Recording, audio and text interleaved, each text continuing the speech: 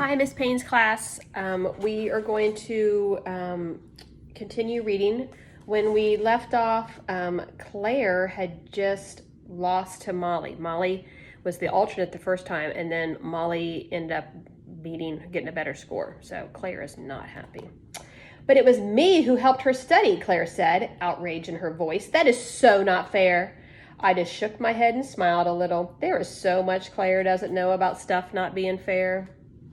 Molly looked smug and not at all sorry. Her mother came to pick her up and the practice was over. The competition is tomorrow, Thursday evening. Assuming we win, we'll have the Good Morning America appearance on Friday, followed by a trip to the White House. More sightseeing in D.C. is planned for Saturday when we come home on Sunday. On Monday, hopefully, we'll return to school as national champions with that trophy. So tonight we pack. I've never been on a trip away from home before, so we have some serious planning to do. I feel crazy excited, crazy nervous. Dad bought me a bright red suitcase on wheels. It smells like the inside of a new car. Touching it makes me smile. Mom and I went shopping yesterday, something we don't get to do much anymore. She let me choose a couple of new outfits with jeans, none of those practical baggy sweatsuits for this trip. As we rolled down the mall, we passed a card shop. I had a brainstorm and tapped out on my board. Go in, get card, please. For whom? Mom asked as we wheeled in there. Catherine, I typed, to thank her for helping me get ready. How very grown up of you, Mom said, clearly pleased. One for Mrs. V, too, I tapped out. Absolutely. The card we found for Mrs. V could not have been more perfect. The front was completely covered with hundreds of oranges, except for one blue one in the middle. Inside it said, "You're one in a million. Thanks." She'll love it, Mom said. For Catherine, I picked out a card that showed a desk full of computers and MP3 players and video games and a young woman connected to all of them with earphones. It read, "Glad you're always there to plug in to me. Thanks for all you do." You couldn't have designed those better yourself, Mom said as she paid for the cards. Yep, pretty perfect. Around 7 o'clock, the doorbell rings. It's Mrs. V coming over to help with the final packing preparations. She and Mom make a great team. I made a checklist according to Mr. Deming's suggestions, Mom says. Black skirt and white blouse for the competition. Check, Mrs. V says as she neatly folds those two pieces in my suitcase. Check, Penny mimics. Extra white blouse just in case, Mom says. Great idea, Mrs. V replies, nodding. Mom carefully folds in two more shirts and my favorite pair of jeans. Comfortable outfits for sightseeing in Washington. Spending money for souvenirs, sunglasses, camera. Check, check, check, Mrs. V repeats. Pajamas, toothbrush, deodorant, hair clips. All there. A warm jacket. No telling what this March weather will do. Check, Penny cries. Power pack for Meditalker, extra batteries, tissues, and wipes. Got it. Umbrella? For you or for Melody? Mrs. V asked with a laugh. Do you have your bag packed? Yeah, I'm just about ready. I'm nervous too, Mom pauses. You're the best, Violet. I know Penny will be safe with you while we're gone. And butterscotch, I interrupt. They both laugh. Mom continues. Frankly, without you, there is no way that Melody would be packing for this trip. Get card, Mom. I type. I reach my hand to the side, but I can barely touch the edge of my book bag hanging on my chair. Mom reaches into the bag, pulls out the envelope, and sets it on my tray. I push it towards Mrs. V. She opens it, reads it, then squeezes me so hard I can hardly catch my breath. This one goes on my refrigerator door, she says quietly. I want to look at it every single day.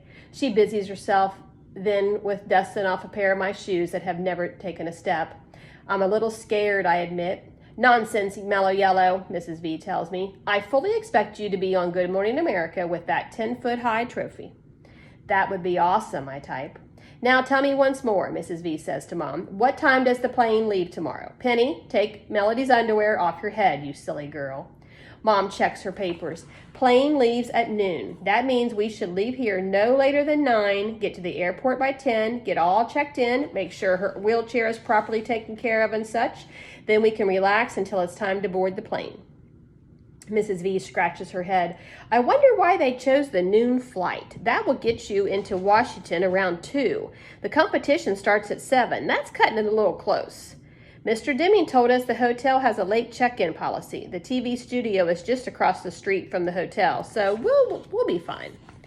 As Mom closes and zips my suitcase. I feel tears come into my eyes. I can't believe this is happening. In just one day, I will be in Washington, D.C. on national television.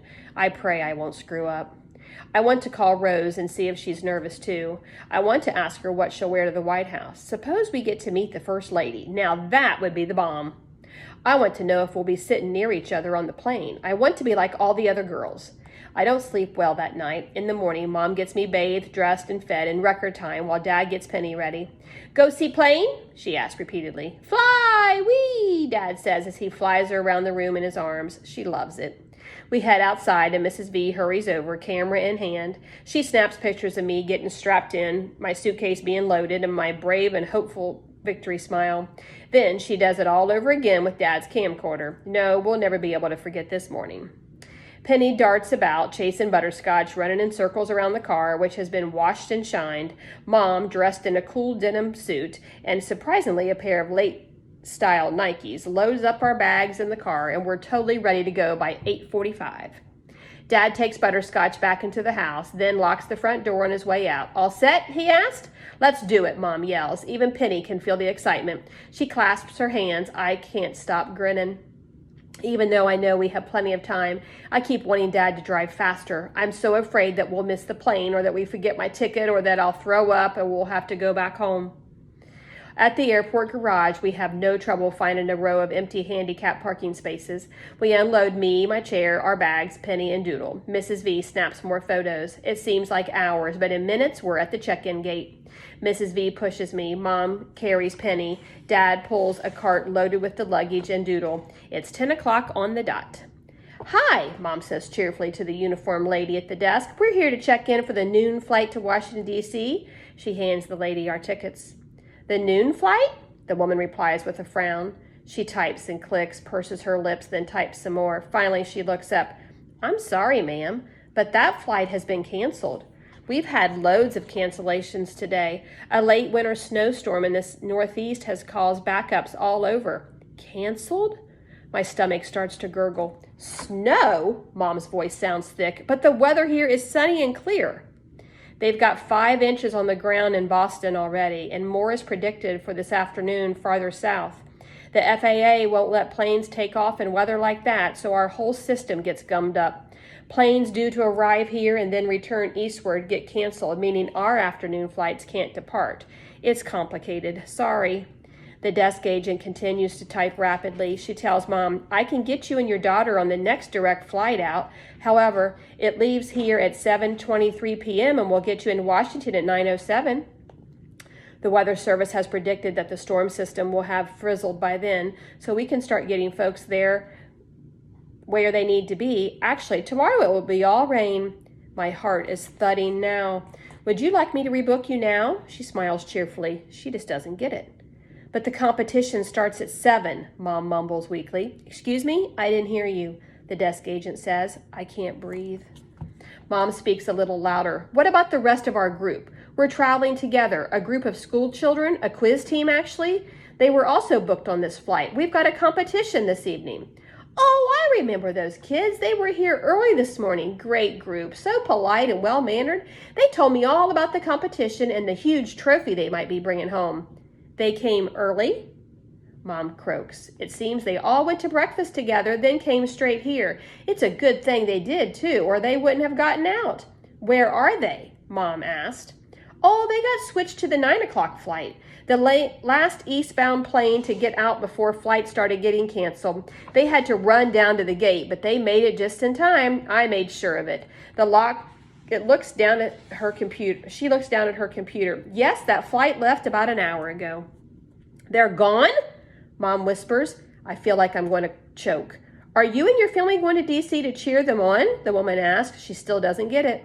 No, my daughter is on the team, Mom explains. We must get to Washington. Isn't there another flight, perhaps on another airline? Oh my goodness, guys, this is so sad. Alrighty, we got to stop there. See ya.